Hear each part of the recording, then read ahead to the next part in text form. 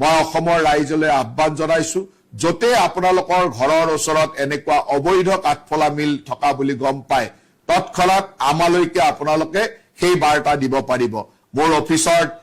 ইমেইলত মোৰ অফিচৰ নম্বৰত বিশেষভাৱে এটা বিশেষ নম্বৰ মই আপোনালোকক কৈ দিছো সেই নম্বৰটো হল 9435204444 এই নম্বৰটো হল 9435204444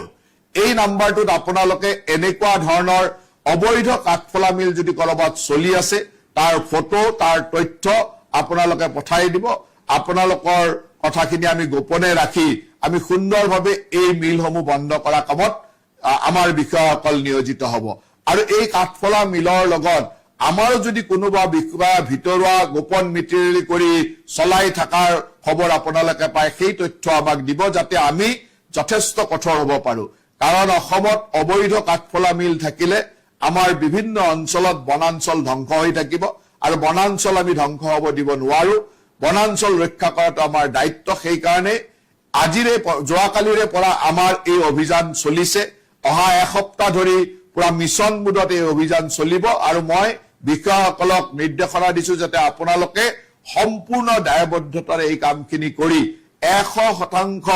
অবৈধ কাঠফলা মিল যাতে আপোনালোকে বন্ধ কৰে তাৰ কাৰণে কাম কৰক আৰু এটা কথা আপোনালোকক জনাই থওঁ যে আমি এতিয়া এণ্ড ইউজাৰলৈকে যত শেষ স্তৰত যোনে ব্যৱহাৰ কৰে তালৈকে আমি লক্ষ্য ৰাখিম কাৰণ সেই অবৈধ কাঠফলা মিলত যি কাঠ আহিছে সেই কাঠৰ যদি প্ৰপাৰ টিপি নাই প্ৰপাৰ GST বিল নাই আনকি বৈধ মিলতো যদি প্ৰপাৰ টিপি আৰু GST নোহোৱাকৈ কাঠ আহে তাকো আমি লক্ষ্য ৰাখিম কাৰণ এণ্ড ইউজাৰ বিলাকক আমি এতিয়া লক্ষ্য হিচাপে ল'ম ৰাস্তাত চোৰাংভাৱে ট্ৰেনজিট কৰি কোনোবাই যদি কাৰোবাৰ তাত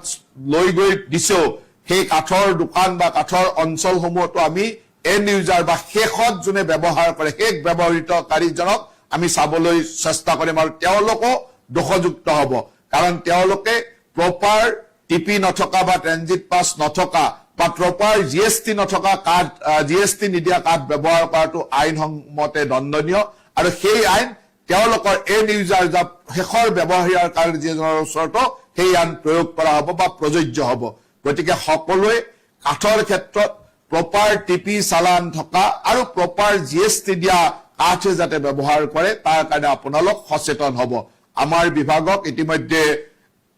এই কেইদিন আমি অবৈধ কাঠৰ মিল বন্ধ কৰাৰ কাৰণে অভিযান চলাবলৈ দিছো তাৰ পিছতে ষ্টেপ বাই ষ্টেপ বিভিন্ন ধৰণৰ কাম আমি দি থাকিম আৰু সেই মৰ্মে আমাৰ বিভাগে